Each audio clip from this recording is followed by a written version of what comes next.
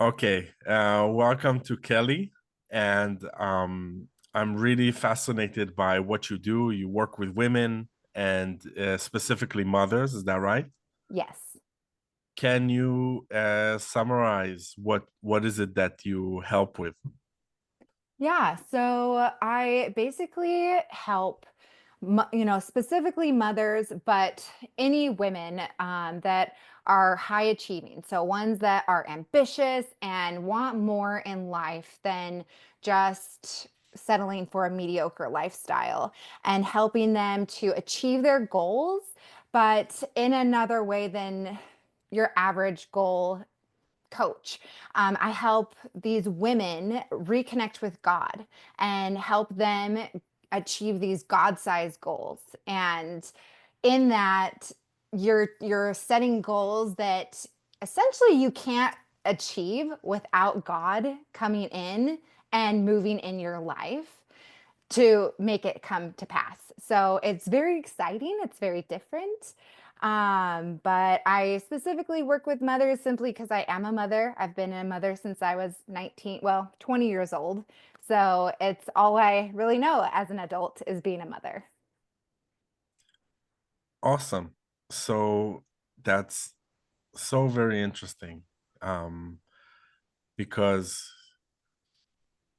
um let's break it down. You help these women with the self-responsibility, but there's Yes. a religious element to this as well. Like Yeah, and you're I helping wouldn't, them to connect with their whatever is their God, right? yeah, Okay, so that's really interesting. And is it a Christian thing? it is. Most women that I'm going to work with are going to be Christian just because I am Christian and that's my faith. And so most women that are going to want to do that are of that same faith.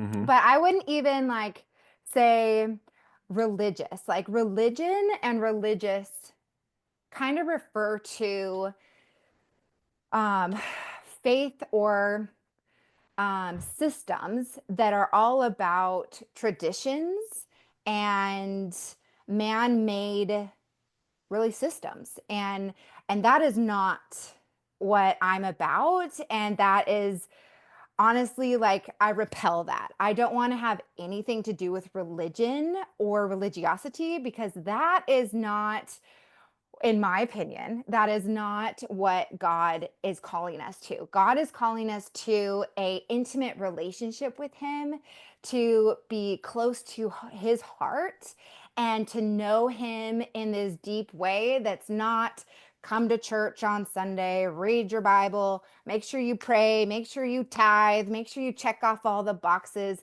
That is not an intimate relationship. And God, that is like more man-made traditions that make us feel good, but really don't create that intimate connection that God wants us to have with him. So, all of that to say, am more about helping women create that connection with the Lord that's intimate and personal and deep and, just fills you with life. Whereas I feel like tradition can kind of suck you of your life because the world demands so much from you. And then when you go to church or that religion, it only has a whole nother set of rules and a whole nother set of things that you have to do to, be quote unquote good. And that is just not what God is about. That's not what God is calling us to, in my opinion, again. So when I'm working with these women, it's like giving them that life back of, no, say no to religion, Oh, say no to those yeah. things. So I just want to quickly stop you because Yes. you're already moving into the next topic, Sorry. but but already what you said about this, your belief.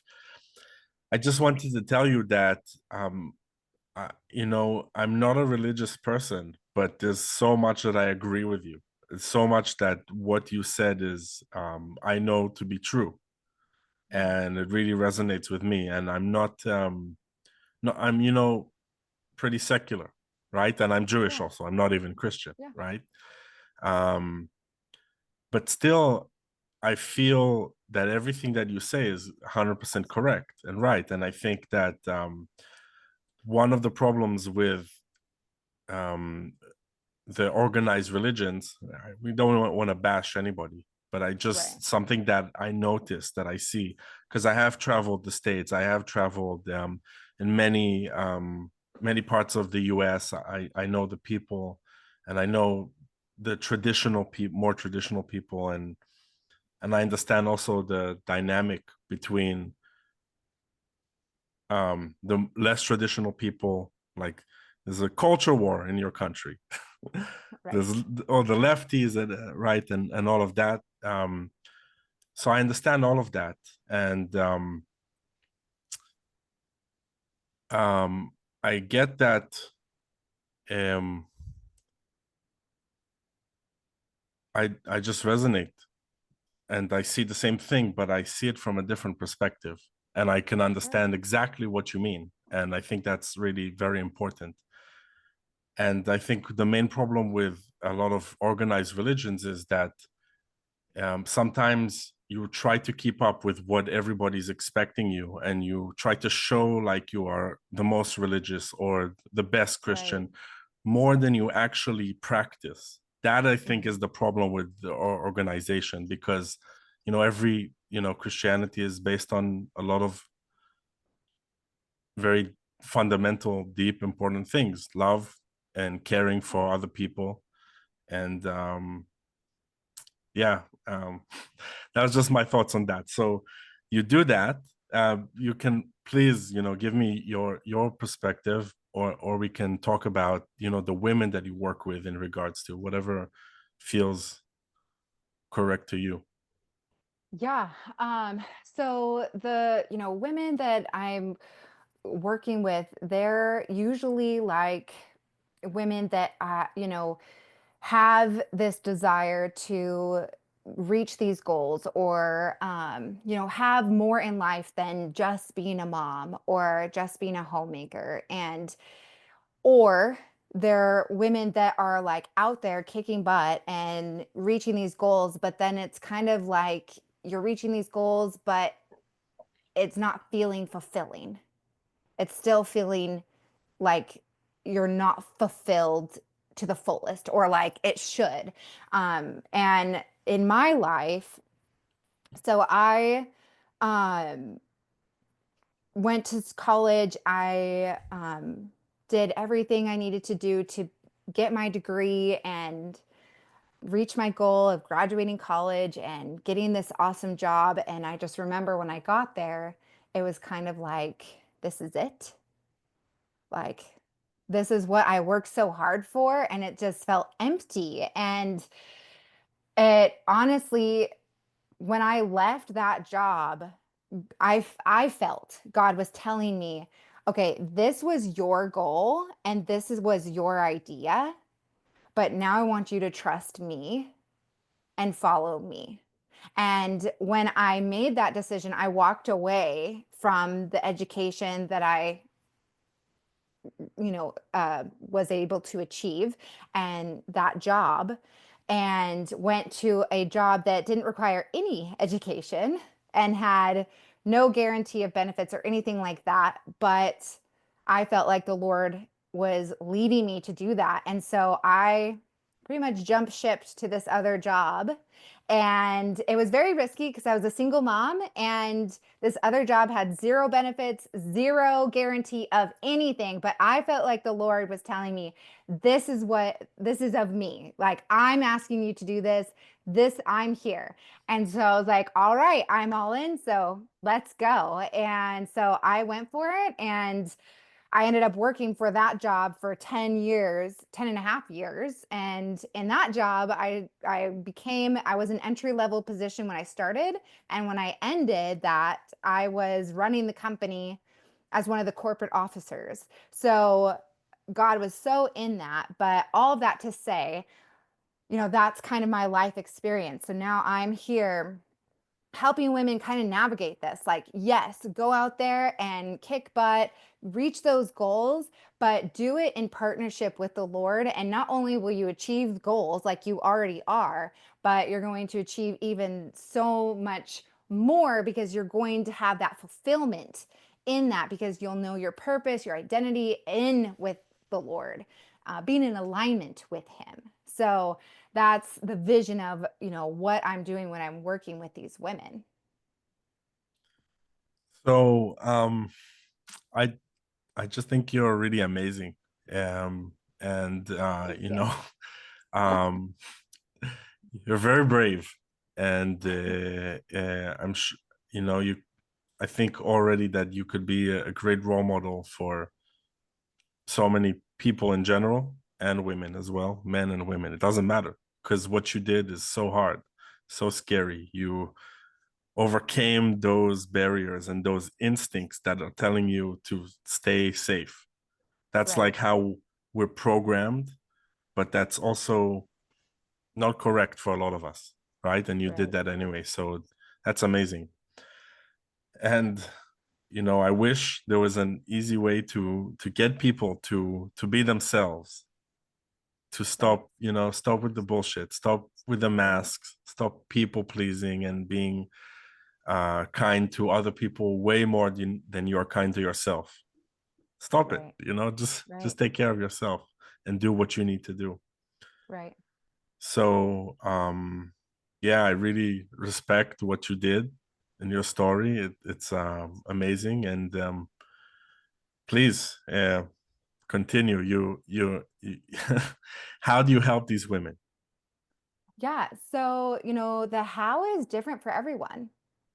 There is no, so the way I approach coaching is I do not have a cookie cutter program, a cookie cutter course, or anything like that that I take women through, because everyone is different in their spiritual journey.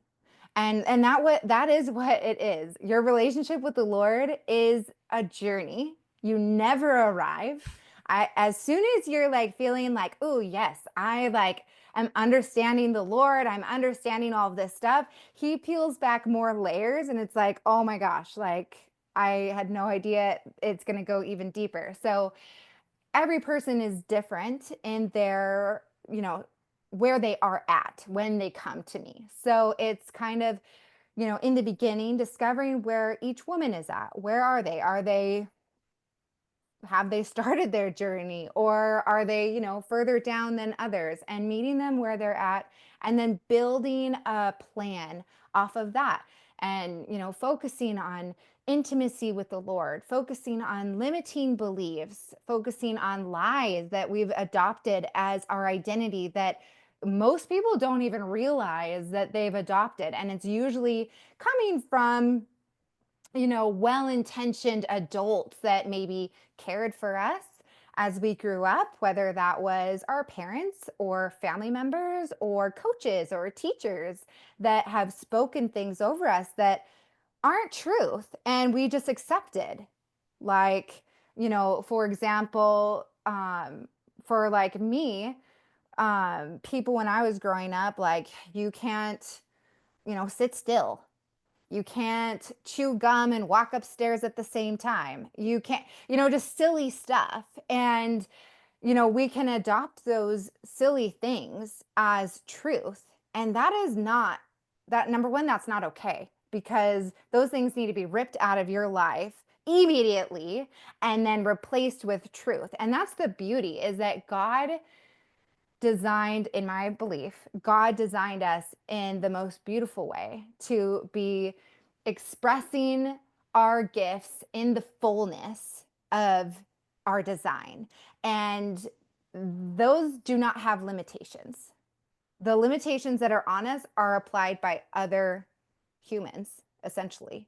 And just identifying which lies are in us, that are in our subconscious, speaking to us and dictating the trajectory of our lives, ripping those out, discovering our truths, and putting those in and essentially rewriting your story with God, and then catapulting yourself towards those goals that you have set, and then growing in that intimacy with the Lord and learning what that looks like on the different levels of depending where people are. And level, I just mean like where you are in your journey. That's all I mean when I say that. Just where are you? Are you like a beginner, just haven't really spent time with the Lord, or have you and you just need to be refreshed in that and go deeper with him? Everyone is just at such different um, spots of their journey.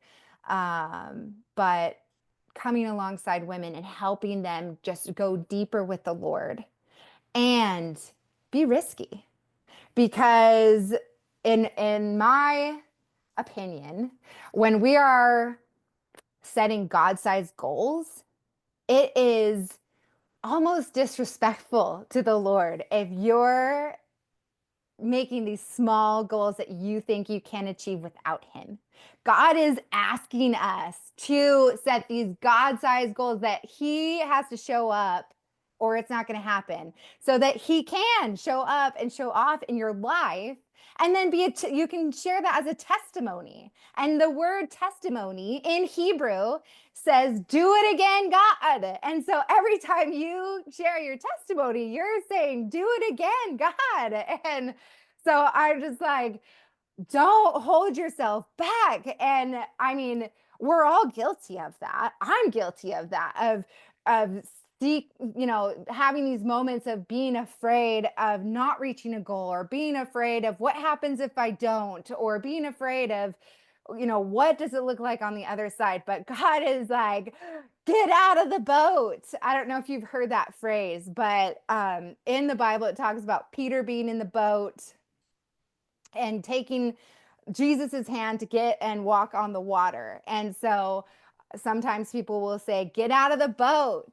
And because Peter was afraid to get out of the boat. And so I'm just like, get out of the boat. And in my life, I have my life is marked by moments where I have got out of the boat and I'm dancing on the water with the Lord. And it is absolutely risky. It's fully risky. But when I gave my life to the Lord, it was back in like 2010. When I gave my life to the Lord, I told him, I was like, I don't want to have anything to do with this if I'm going to be like a normal Christian. I do not want to be a normal Christian. I don't want to be a normal Christian that checks off the box and went to church, read my Bible, and prayed. And then that's it. There's no evidence in my life. I go, do the things that the rest of the world does, whether that's going to the bars or overeating or, binging on TV or, just things that the rest of the world does. I don't want to be like the rest of the world. God has called me to be set apart because I'm his daughter. And so if I'm going to give my life to you, Lord, it says in the Bible, your disciples will be marked by miracles, signs, and wonders. They will follow your disciples. And so if I am going to give my life to you and be a Christian, I and demanding that there's going to be miracles, signs, and wonders. Otherwise, I don't want to have anything to do with it. And I'm serious. Like back in the day when I gave my life to the Lord, that was the conversation going on. And he seriously has held up his part. It's been amazing. Okay. So Sorry, I can get going. I get that. And wow, your passion is amazing. It's really something else. Um and I believe you. Like I know that everything that you say is 100% true. So so that's amazing. Um but one thing that came to my mind is usually the place where I go, where I deal with the people that I work with, is the things that are in the way of getting to that mindset and feeling this connection. Okay, Mhm. what is that? We're carrying our bodies shame, guilt, Mhm. anger, resentment, right? We don't speak Mhm. up. And that needs to be resolved. That's how you you fix yourself and you heal and you stop self-sabotaging enough Mhm. that you can thrive and Mhm. you can you can get to the point where you even feel worthy, Yeah. because before you heal you cannot even get to the point where, say you made $100 million for or whatever, if that's your dream. If you don't heal, that's not even gonna matter anything. You won't Right. enjoy it. It will probably make you suffer some way somehow, because you're gonna have that belief that you don't deserve success or to be happy. And just so many people today are walking around with these beliefs, and they carry them around that they don't even know. But Right. they can, if they just stop to look at their life, they would see Mhm. that they are self-sabotaging, that they are hurting themselves. And Mhm. I tend to ask them, okay, why do you do that? Why are you Mhm. self-sabotaging? That's like a one of my main areas of interest: trauma, Mhm. and doing work, working on the things that we can't see, that they are there, Mhm. they're hidden, but we can only feel their effects. Mhm. And obviously you have a lot to share on this as well, because I know how much healing you've been through and what you've let go of. I know because just by talking to you, I clearly understand where you came from and where you are right now. It's easy to see that, and that's just an amazing feat. Yeah, I mean, it's honestly, inner healing is where my journey started. Way back in the very beginning, before I gave my life to the Lord. I always in back in that day, when I was like a teenager, I always was very much like, yes, I believe in God, period. Nothing else followed.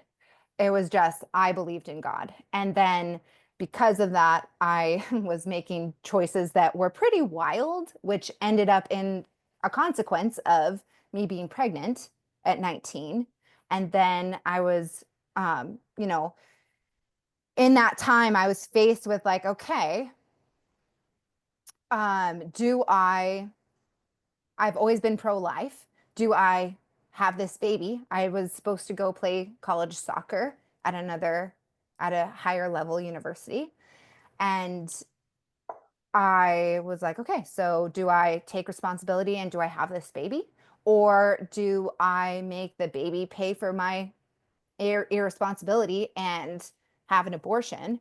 Or do I have this baby and let someone else raise the baby? Thank goodness I chose to have her and to raise her. So, you know, all of that to say, before I became in this close, intimate relationship with the Lord, I had a whole mess of things that I had created in my life. But I chose to rise up and fix it and rise up and, essentially be the hero in my own story and take responsibility and not take this victim route. And that led me to a few years later where I became a single mom because that relationship with my child's father didn't work out. And right before that happened, right before I became a single mom, like 2 months before, I'd given my life to the Lord. And I say all of this because when that happened, the night, it was the worst night of my life, bar none. Worst night. This man I was fully intending to marry. We had been talking about marriage. We had made plans, all of these things. And at the time, I was finishing my college. He was in California and he was starting his college. And he came home to be with us during his Christmas break. And during that time, he decided he didn't want to be with me anymore. And it was the rock bottom moment of my life. I had like a panic attack. It was crazy. And that evening, I had gone to a friend's house and I had a choice. She was consoling me and then she was like, "Well, I'm going to go to the bar. Do you want to come?" And I like knew in that moment I had a very life altering choice. Go to the bar. Honestly, in full transparency, go to the bar, probably hook up with a guy to make myself feel better, and then go down that story that you've seen so many times before of single moms that try to fix themselves by getting with other men, but never just facing the wound, facing the hurt, and healing. But I just knew inside of me that I needed to stay. So I stayed in her apartment by myself and just prayed all night. And then the next day I went to church because it was a Saturday. The next day I went to church. It was the longest night of my life. And our pastor at my church would be in the lobby in between services. And this poor man, I'm like a mess. And I knew he'd be in the lobby. So I was like hunting for him, found him, and like cried my eyes out in the lobby, explaining everything that had happened and asked him to pray for me. And he did, of course. He was wonderful. But that that started the course of inner healing for me. Instead of going to men or other things to make myself feel better, I went to Jesus. I went to the feet of the Lord. And I knew that no person, no form, no substance could make me feel better, could fix what was hurting except for Jesus. And so I was going to school full time and I had at that time my daughter was 3 and so I had my 3-year-old, I was going to school full time, I was living with my parents. So if I wasn't either caring for my daughter or going to school or doing homework, I was on my knees praying to the Lord. I would pray for hours to the point that I could not get up and like it was so hard to walk and I would just bawl my eyes out for like 6 months. But when I was doing that, I was going to the Lord and I seriously would in my prayer time be like, "Okay, rip my heart apart. I do not want to live the rest of my life out of this one moment because I don't want to feel the pain or because I want to put off feeling the pain by taking a substance or being with another man and putting a band-aid on it and creating this wound that's just going to fester for the rest of my life. I want you to rip it apart, heal me, and help me become the woman that you've called me to be, you've designed me to be, that I'm destined to be. I do not want to stay in this spot, living the rest of my life out of this one moment forever." And that's where my inner healing started. That's an amazing story. Alex, did you look like you want to say something? No? Okay. Um, that was an amazing story. Um, like I don't know what to say to you because like what you're saying is just amazing. Like you're blowing my mind because I work with people who struggle so much, right? And they struggle so much, and to get to the point where they start to take responsibility and they want help with something. That's my experience with people. The people that I work with is that they got to the point where they want to take responsibility. They're done with the self-sabotage, but they don't know how. That's Mhm, why they come to me and I help them and I support them in mhm, that. But they have no mhm, idea usually. That's just the people that I work with. mhm. And to hear you kind of come to the all the realizations by yourself, to just to hear your story, it's just something I've never heard before, and it's yeah, it's blowing my mind.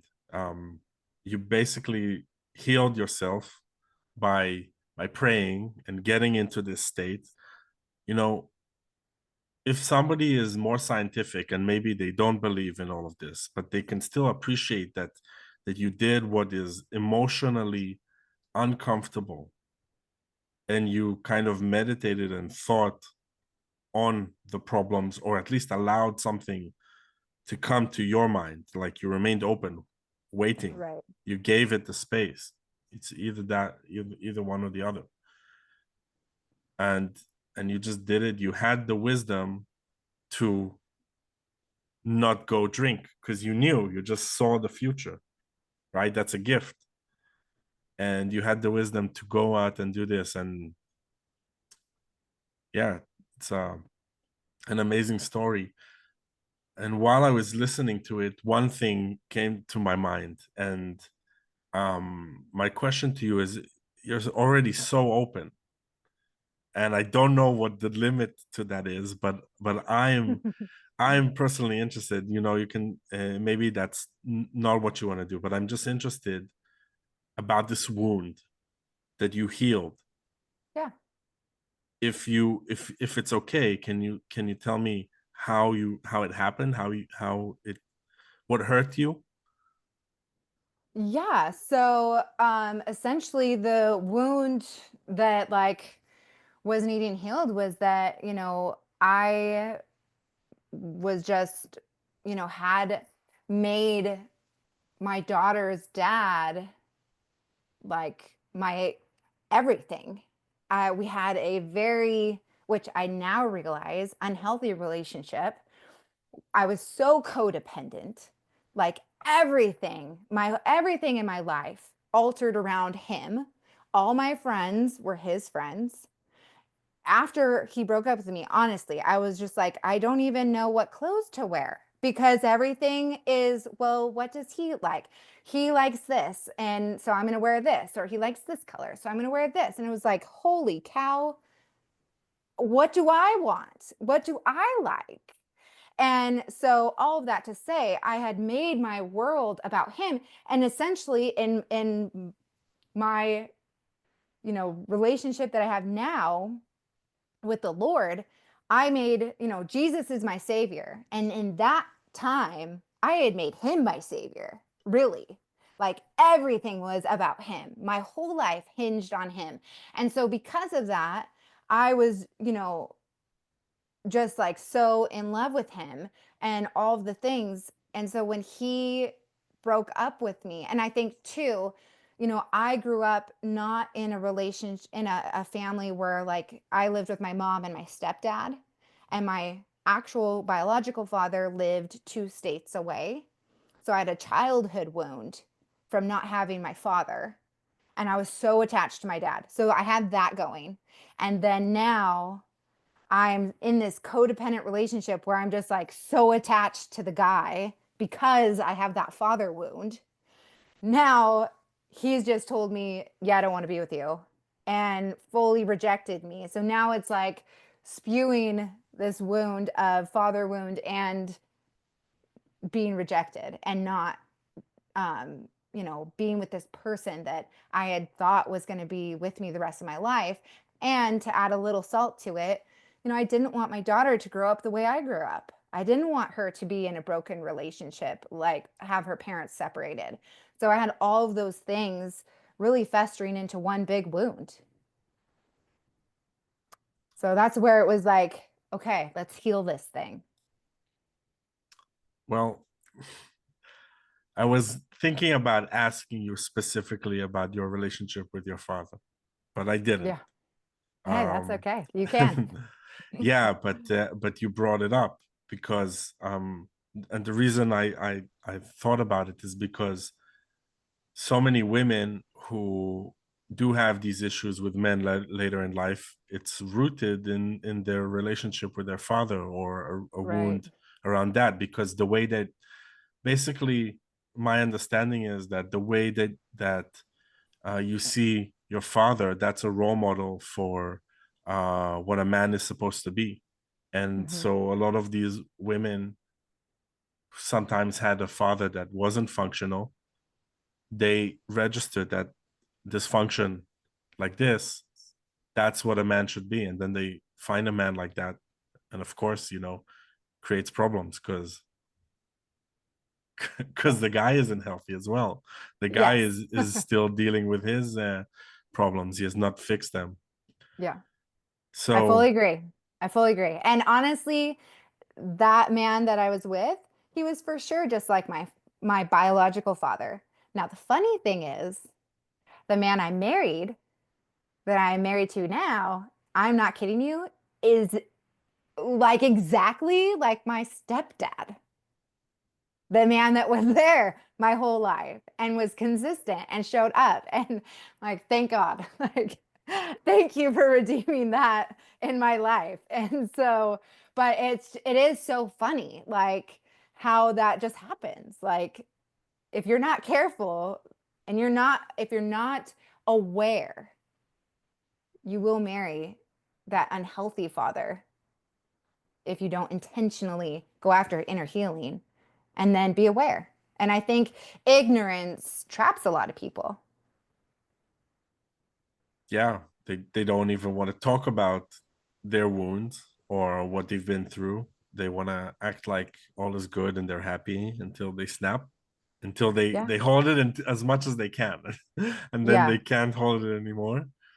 And they tend to pick up on a few physical diseases along the way, like Hmm. body pain, headaches, crooked back, or something worse like cancer, something like Right. that along the way. That's I for me, I the correlation is very, very obvious. Like people who are stressed and are living a false life, who have not healed yet, literally we know that when you're stressed and you're unhappy, there's just a lot of unhealthy hormones and chemicals in your brain, like cortisol and stuff like that. We know that, for a fact, but people still fail to to connect their emotions and how they feel Yeah. and what's going on with their body and mind. For sure. And honestly, like I have, like that totally happened to me too. When I was with my daughter's dad for probably, I was so stressed, so stressed. And it was just very tumultuous in the end. And I think it was probably like the last year, I kid you not, like my stomach would have these moments where like it would hurt so bad that I'd have to like be bent, like keeled over because it hurt so bad. And to get that pain to go away, I'd have to lie flat. And I was in like my medical schooling during that time. So I'm pretty sure I had a stomach ulcer from all the stress. But number one, I couldn't afford to get that fixed. Number two, I really didn't want to know. So I just pretended that it wasn't happening and I didn't tell anyone. I'm serious. When he broke up with me, it went away. I've never had that same pain ever again since he broke up with me. I'm like, okay, like I was totally healed when he finally, like, I was released from that relationship.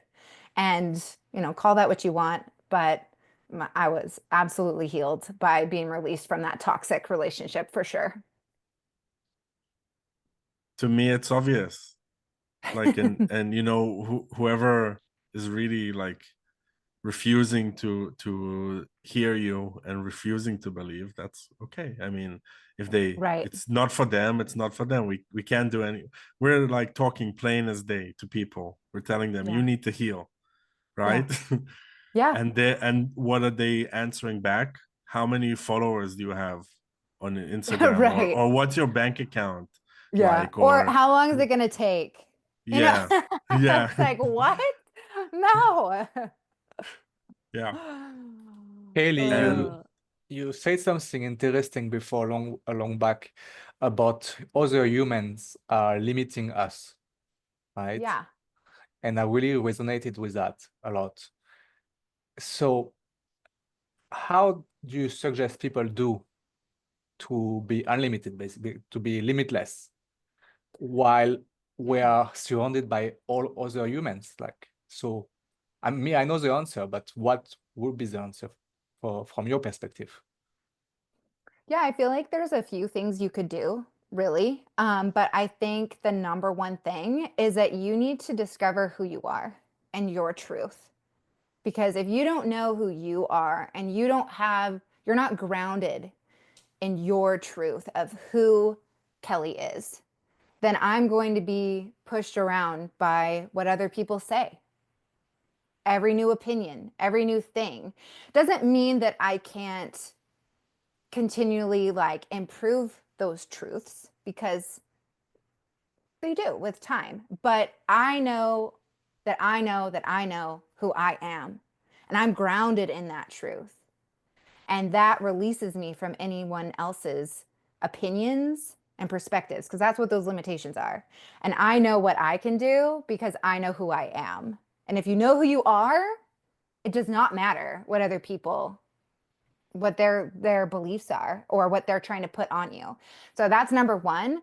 And number two, having boundaries, healthy boundaries. And I feel like people, honestly, when you are a person with healthy boundaries, people are like, well, that's rude, or that's mean or whatever. And, of course, don't have boundaries and do it in an unkind way. You can still be kind, but you can still be firm in your boundaries. So I feel like you have to have both of those. Some people don't know what is even a boundary, right? Right. So how will you define a boundary? So,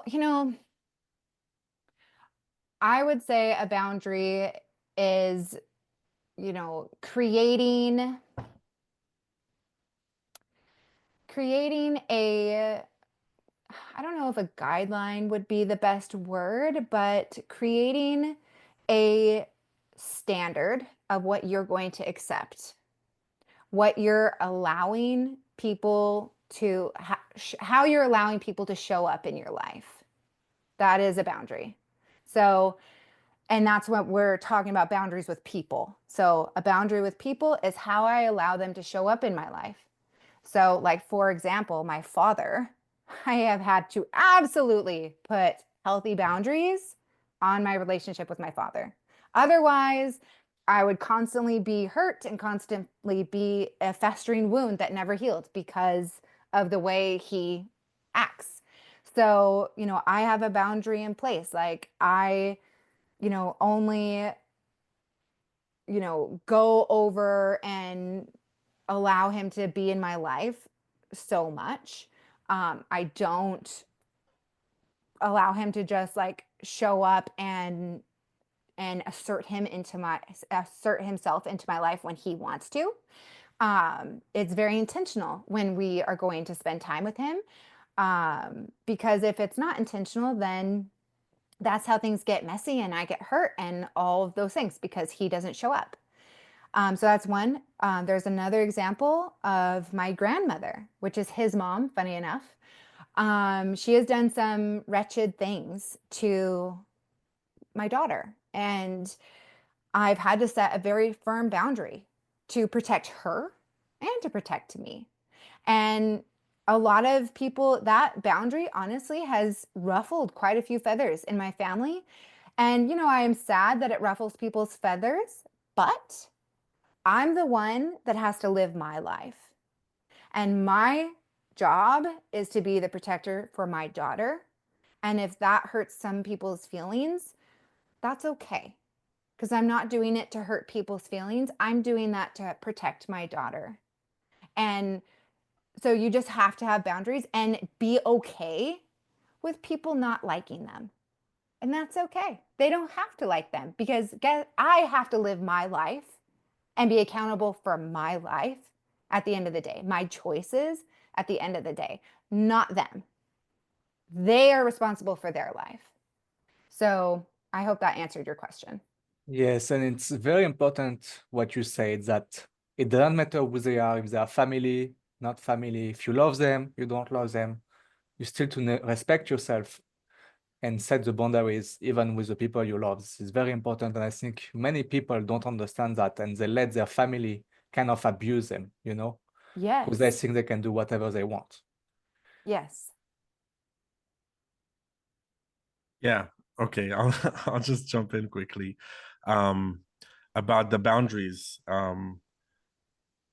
Yeah, of course, we have to have very strong boundaries with people who hurt us, who don't appreciate us, who tend to disappoint us.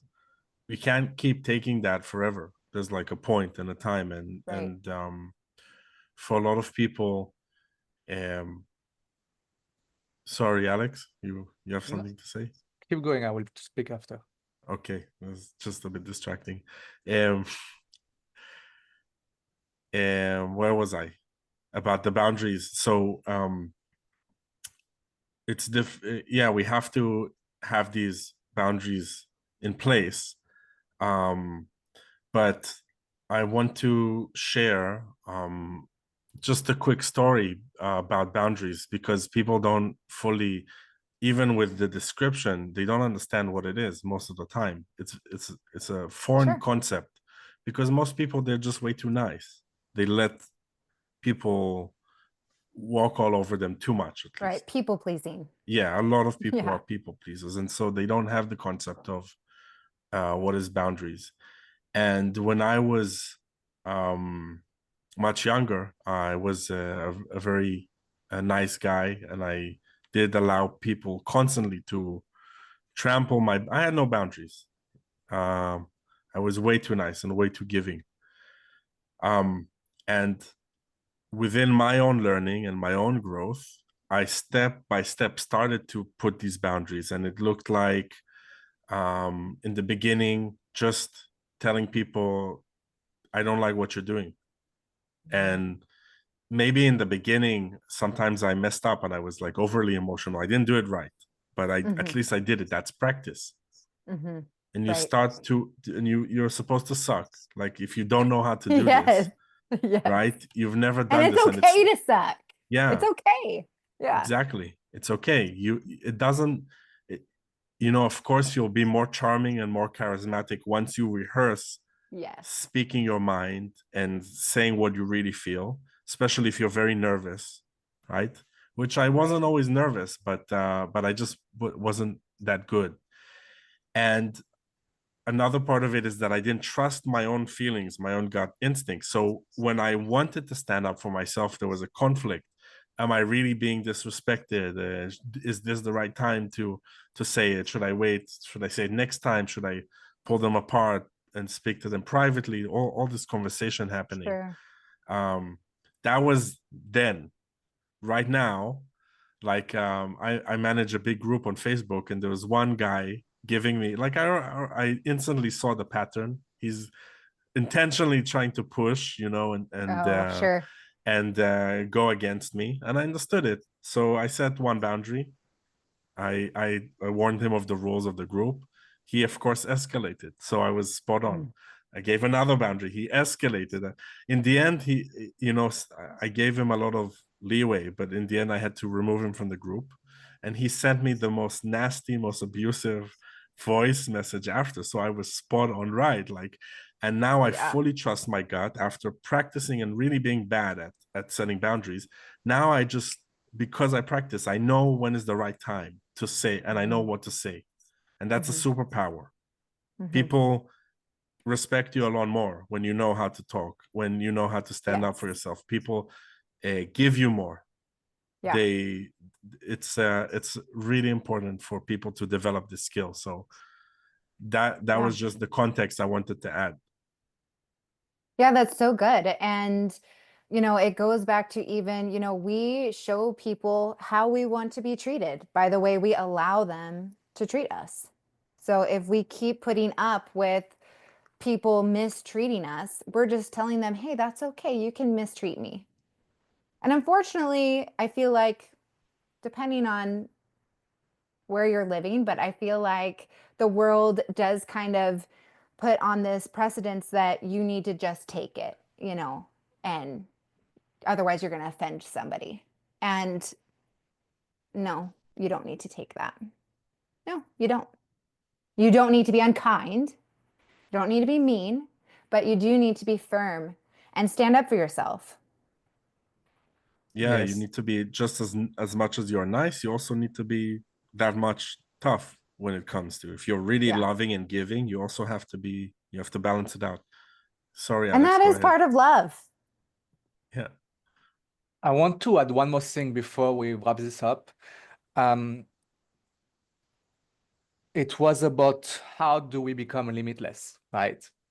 And your answer were on point, Kaylee, but I wanted to add that the best way also to do it is to find someone that push you up, not down. Oh, And yeah, how do that's you good. recognize? How do you recognize someone like this? Is someone that make you feel good about yourself and what you do and motivate you, encourage you, right? Unlike someone that push you down will make you feel bad consistently emotionally, right? Right. Maybe someone you want to expand on this a little bit? Expand on, give example. What can I expand? Yeah, like to expand better, because since it's your field, you might explain this better than me. Well, you know, there are a lot of people that are in abusive, toxic relationships, and that can look like different things. Some toxic relationships, like you don't have air to breathe. Everything you do, Right. you have to report. Everything you think, you have to report. There's no privacy. There's no like sense of this is my space and this is your space. It's that's so one type of toxic. Another type is controlling. People tell you, somebody tells you what to do. So those are some toxic traits and behaviors that people can have. And sometimes it's a mix, right? Sometimes somebody can be very loving and lift you up most of the time, but also be very attached to you and controlling. So you have to kind of like make make the sum of, do they bring me up more or do they lower me more? And make that calculation and, you know, learn as you go, because that takes time to kind of understand and fully calibrate. And Like also, can they yeah, respect your boundaries? Very important. that's an important test. Yeah, you set a boundary that's easy, simple. I was in a coffee shop, the coffee was cold. I told her, please, you know, can you warm it up for me? She wouldn't do it. That was a toxic coffee shop. I'm never ever going back there. Like I just asked for my fucking coffee, to excuse my French, but to be warmed up, and no, that was too much, and I paid Oh a my lot for gosh. it. Yeah. So Oh my that's gosh. toxic. Yeah. Yeah. But the other tests, like I want to not go out tonight. Is that okay? I want to eat this. Like even like just giving your preference and see what the other side is. How do they even care about what you prefer, what you want? Are they angry? Some people, you show them that you want something which doesn't align with them, so they get angry at you. Those are signs. Those are like micro communications. They can Yeah. even belittle you. Yeah. Like your tastes are good, are bad. Oh, As a thing like joke, this. yeah. They could tell you, oh, Not you even a want you. joke. Yeah. Like sometimes I don't do it as a joke. Just But a lot of these I people, they witnessed hide it. this, so I Yeah. Yeah. Yeah. No, what I'm saying is the tricky ones are the jokes, the ones who attack you Right. and hide it Yeah. Passive inside. aggressive. Yeah. Passive And aggressive. so you want to go out for Thai, and they'll tell you, oh, you always pick garbage restaurants, as a joke. But if they do it three times, that's already a pattern, right? That's not a mistake. They're doing something on purpose, something on some level. But yeah, maybe we're splitting too much, and I think that it was such an amazing and interesting conversation, Kelly. Thank you so much. Is there course. anything else that you want to add that you think is important, a message, and how to reach you better, and if somebody wants to work with you? Yeah, absolutely. So I, want to kind of go off of what Alex was saying at the end there about limitless.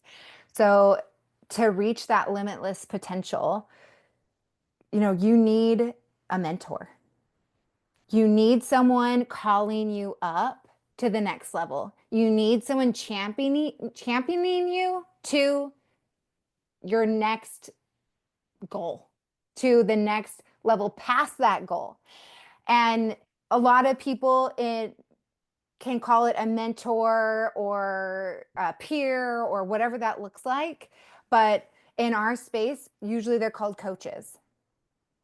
I want to challenge people. Tell me one athlete, one professional athlete that doesn't have a coach.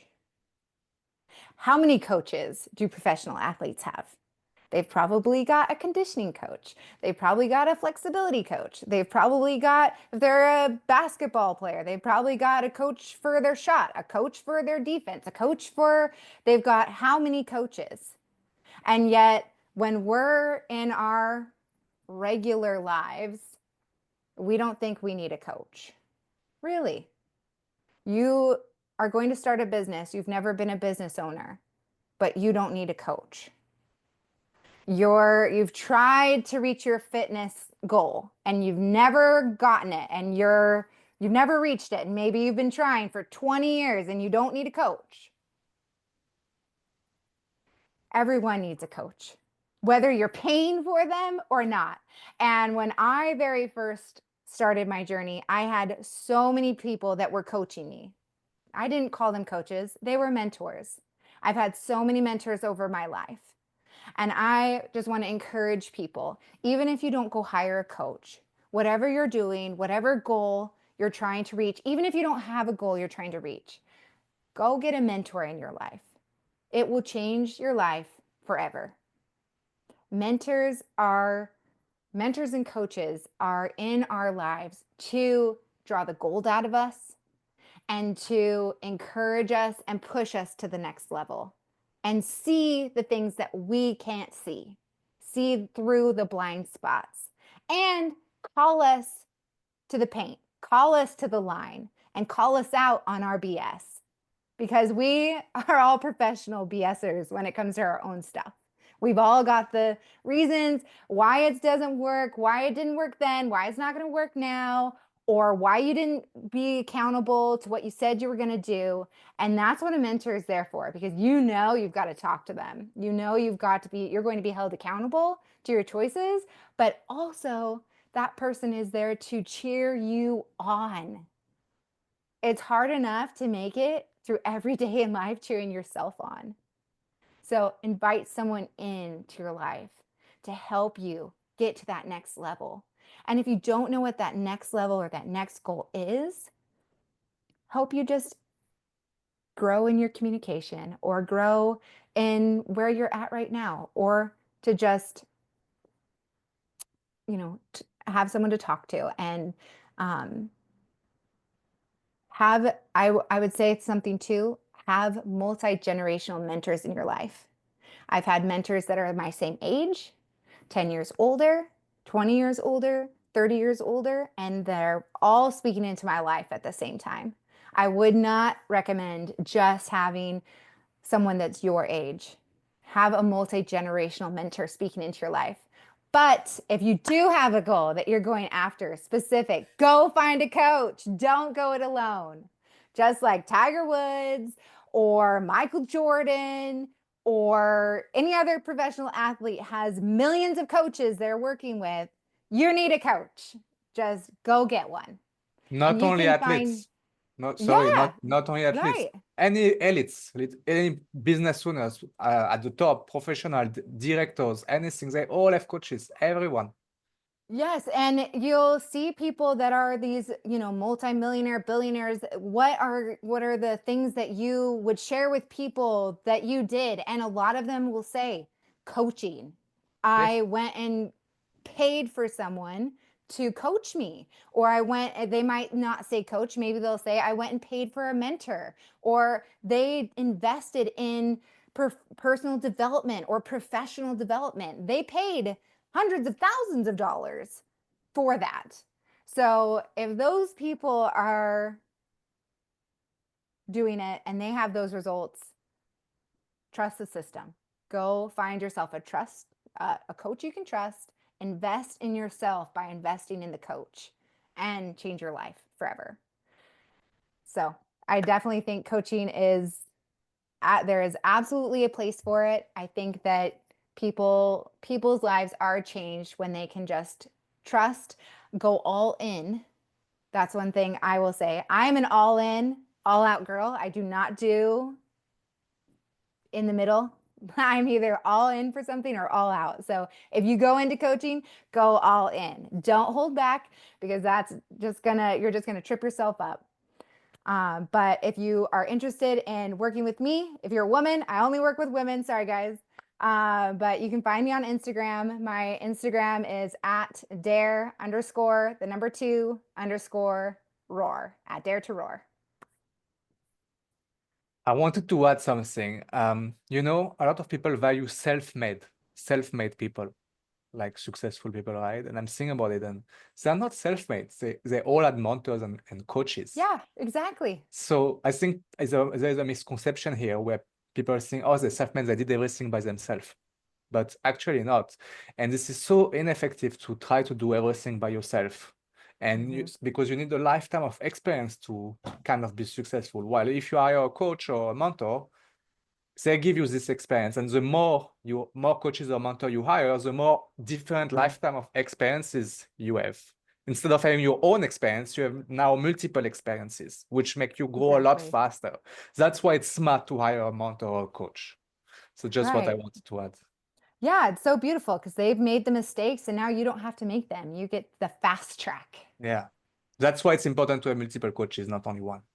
Yes. Yeah. All right. Awesome. Yeah, I think that I've worked with a lot of coaches.